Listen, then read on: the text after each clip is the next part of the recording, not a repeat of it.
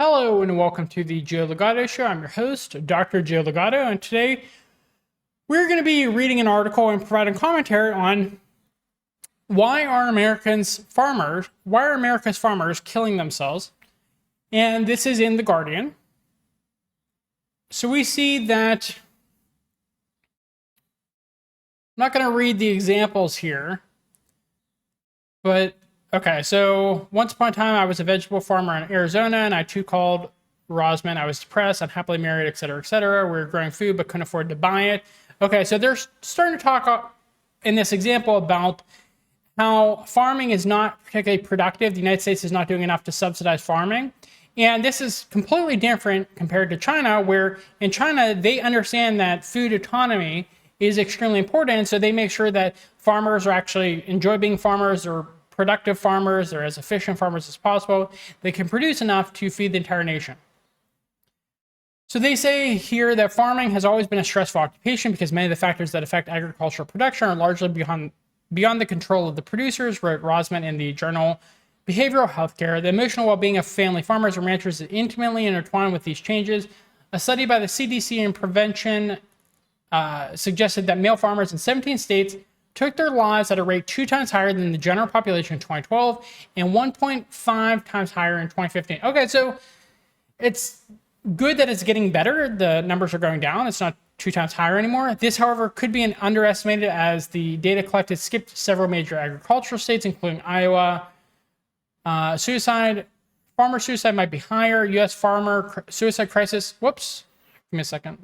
I lost my projector thing.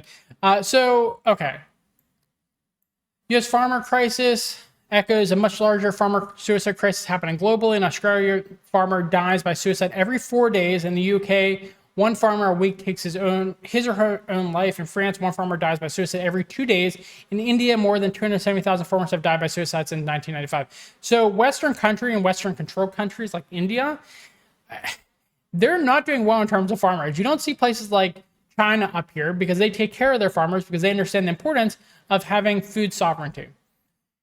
Okay, so we have some more stories here that I don't think are particularly important. If you want to read these stories, you absolutely can go back to this article and read it. Again, I said this is a Guardian article. Okay, so we see Rosman talked about providing free counseling for farmers, referrals for services, community events to break down stigma of mental health issues among farmers. People just did not deal with revealing their tender feelings. They felt like failures. During the height of the farm crisis, telephone hotlines were started in most agricultural states. And what was the impact? We stopped the suicides here. Okay, so it actually can help. If the country actually cares about farmer suicides and farmer health, then you can actually do things to stop it. But the United States just does not do overly much. It's dependent on grassroots efforts by its people. All right. Suicide death rates of farmers are higher than other groups, the CDC reports. Okay. Wow. Okay. Some of these farmers think about suicide on a very regular basis. CDC reports suggest possible causes for the high suicide rate among U.S. farmers, including social isolation, potential for financial losses, barriers to and unwillingness to seek mental health services, which might be limited in rural areas, and access to lethal means. Okay, so a few things to comment on here.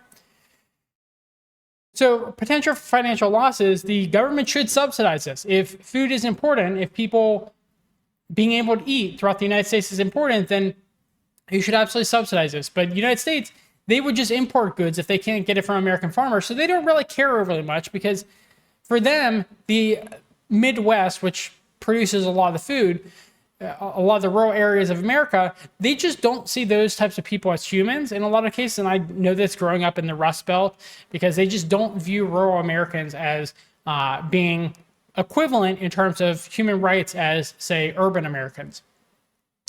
On top of that, unwillingness to seek mental health services or limited mental health services in rural areas, that is absolutely true, where healthcare in general is declining in rural areas, and the United States is not subsidizing healthcare in these areas. So you're seeing fewer and fewer doctors, fewer and fewer mental health professionals in rural areas because, again, the American government just actively dislikes Americans within rural areas, Americans within the heartland of America.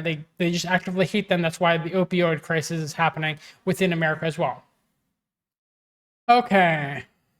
So on this example here, on Thanksgiving Day in 1982, a spark shot out from Blask's wood stove to a box of newspaper. The fire climbed curtains, melted doors, burned most of the house. The Blask family became homeless. Soon after the fire, the farm crisis intensified. The bank raised their interest rates from 7 to 18%. So the banking cartel that is in charge of America, the oligarchs, they absolutely hate rural Americans. Absolutely hate them. I know this for a fact. Anyways, I'm not going to go into too much detail there. So yeah, they tried to screw over these rural farmers who they hate. Desperately, the family filed for bankruptcy and lost 265 acres for the first time. Blask began to think of suicide. That's tragic. It's so sad. Much of the acreage lost to the Blask sits across the road from the 35 acres they retain today. So they lost the vast majority of their land. I can't leave our property without seeing what we lost. Blask frets. You can't imagine how that cuts into me every day. It just eats me alive. Rossman has developed what he calls the agrarian imperative theory, though he is quick to say it sits on the shoulders of other psychologists. People engaged in farming have a strong urge to supply essentials for human life, such as food and materials for clothing, shelter, and fuel, and to hang on to their land and other resources needed to produce these goods at all costs. When farmers can't fulfill this instinctual purpose, they feel despair. Thus, within the theory lies an important paradox. The drive that makes a farmer successful is the same that exacerbates failure, sometimes to the point of suicide. In an article, Rossman wrote that the agrarian imperative theory is a plausible explanation of the motives of farmers to be agricultural producers, and to sometimes end their lives. Okay, so let's see what else this article says. All right, this is the statistics I was interested in. Since 2013, net farm income for U.S. farmers has declined 50%. That's horrible. No wonder, I mean, they're thinking of suicide. They lost 50% of their income. Median farm income for 2017 is projected to be negative $1,325. Okay, you can't live off of negative money there. Without parity in place, essentially a minimum price floor for farm products, most commodity prices remain below the cost of production. Okay, so again, the United States government wants to put these people out of business so people like Bill Gates can buy up the farmland and they can just import food from abroad, things like that. They just actively hate rural Americans. They actively hate them. Which is funny because it's the rural Americans that end up joining the military and dying for banking wars across the sea. But that's why there's all these are interconnected. That's why there's a military recruitment crisis right now, because these rural farmers, they realize that the American government doesn't like them. And so they're opting out of joining the military and sacrificing themselves there. Okay. So yeah, just more stories here. Okay, so interesting here. 10 things a bushel of wheat won't buy. At $3.27 per bushel, which is 60 pounds, Glesso says the grain I produce and harvest is my currency, and it is less than 1/5 of what it should be priced.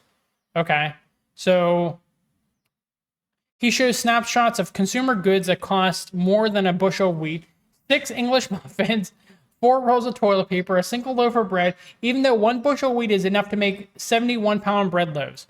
Wow. That's horrific then. Okay, so a single loaf of bread.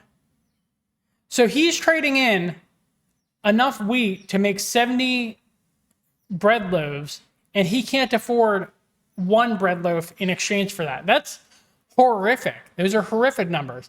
And that just shows you that it's not the individual farmers that have control of the capital within society. It's the oligarchs who have control of the manufacturing base that produce the loaves of bread that end up making the most money here. This is just horrific. It's horrific. And again, this is intentional by the banking cartels. So the article goes on to talk about grain prices are low, gas prices are high. Farmers feel a strain of, I've got to get this stuff in the field, but if I can't sell it, I can't pay for next year's crops. I can't pay my loans at the bank off, and that impacts the rest of us in the small community, because if the farmers can't come into town to purchase from the grocery store, the hardware store, the pharmacy, then those people also struggle. So yeah, these small towns are just dying across America, and the oligarchs absolutely love that because, again, they absolutely hate rural Americans. Okay, so they're talking about the decline of communities here. Okay, yeah, just more talk about communities. I'm really interested in the statistics on everything here. So that's the end of this article. There's a ton of very sad stories in this article that if you want to go back and read it, I absolutely encourage you to do so. The article is titled, Why Are America's Farmers Killing Themselves? And it's in The Guardian. So sad story. I think it's important information to understand just what these oligarchs are doing, not only in places like the Palestine, not only to the Palestinians, but also in rural America. It is the same Zionists in charge that hate rural Americans that also hate the Palestinians. So again, I can't get into too much more detail about that because this is getting posted on YouTube, but you can draw your own connections there. So thank you for watching. If you found this to be informative, please give us a thumbs up. It helps us in the algorithm. Please subscribe to our channel on YouTube and Rumble. Please leave us a comment in the comment box below, questions, concerns, critiques you might have. And I hope you have a good rest of your day. Bye.